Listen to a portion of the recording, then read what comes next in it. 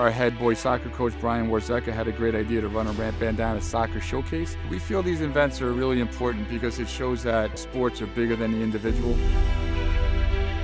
I see people that have from many generations that come to these games to watch and honor Welles and remember him. It really speaks to the beautiful quality of this community of Nyack.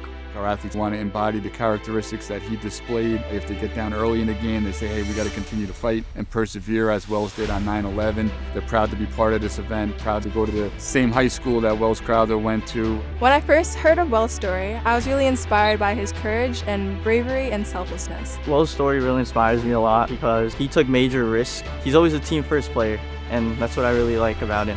I'm really excited to be playing in the Welles Crowther Red Bandana Showcase. I feel incredibly honored to be wearing number 19 for Welles Crowther. I was really taken aback by how selfless he was. When I get to wear 19, I feel honored to be brave like him. It's kind of amazing to see how the whole country can come together as one, and it just shows that Welles' story is heard throughout the country, not just in Nyack. Hear them say, play for Welles in their huddles, let's do this for Welles. They use it as a rallying cry, so it really is a great motivating factor for our athletes and a great source of pride.